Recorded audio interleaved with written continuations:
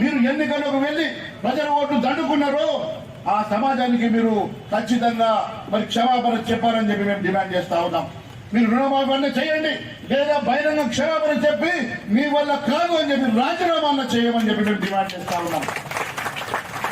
ఈ రోజు అమాయకమైనటువంటి రైతులు, కేవలం పంటలు నమ్ముకొని భూమిని నమ్ముకొని కష్టపడేటువంటి రైతులు ఈ రోజు ఎంతో కష్టపడి వారు రూపాయి జమ చేసుకొని మరి కట్టేటువంటి ఈ రుణాలకి మాఫీ చేస్తామని మీరే చెప్పారు. మరి కొంతమందికి మాఫీ చేసి మరి కొంతమందికి మాఫీ చేయకుంటే ఇది ఎంతవరకు సమంజసమో ఒకసారి తెలియజేయాల్సిన అవసరం ఉన్నది.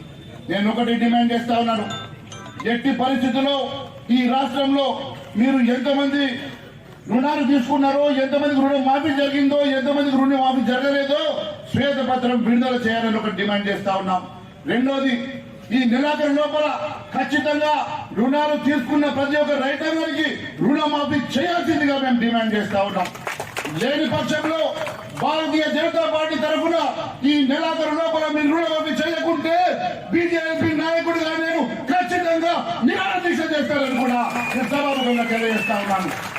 హైదరాబాద్ సాక్షిగా ఇందిరాబాద్ ముందు ధర్నా చౌకలో ఈ నెలాఖరు లోపల మీరు పూర్తిగా ఈ రైతాంగానికి రుణమాఫీ చేయకుంటే నేను రైతుల పక్షాన, ఈ రైతాంగం పక్షాన ఖచ్చితంగా నిరాహార దీక్ష చేస్తానని కూడా నేను తెలియజేస్తా ఉన్నాను. భారతీయ జనతా పార్టీ రైతుల పక్షాన్ని నిలబడుతుంది. భారతీయ జనతా పార్టీ రైతాంగం అండగా ఉంటది. భారతీయ జనతా పార్టీ ఖచ్చితంగా మీరు ఇచ్చిన హామీలు నెరవేర్చే వరకు ఖచ్చితంగా ప్రజల పక్షాన్ని నిలబడి మేము పోరాటం చేస్తామని కూడా సభాముఖంగా తెలియజేస్తా ఉన్నాను. మనందరం కలిసి కట్టుగా ఉండాల్సిన సమయం వచ్చింది. ఏదో ఒక రకంగా ఈ మమ్మల్ని డివైడ్ చేసే పరిస్థితి చేస్తా ఉన్నారు. ఎట్టి పరిస్థితుల్లో మనకు న్యాయం జరగాలన్నా, అందరికి రుణ విముక్తులు జరగాలన్నా అందరం కలిసి కట్టుగా ఒకటిగా ఉండి అందరం కలిసి ఈ ప్రభుత్వం మీద పోరాటం చేద్దామని కూడా పిలిపిస్తున్నా.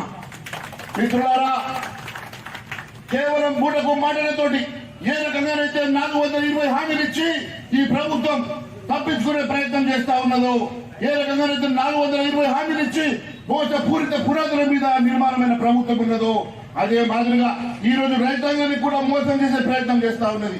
ఎట్టి పరిస్థితుల్లో ఈ మరొకసారి తెలియజేసుకుంటూ భారత్ మాతాకి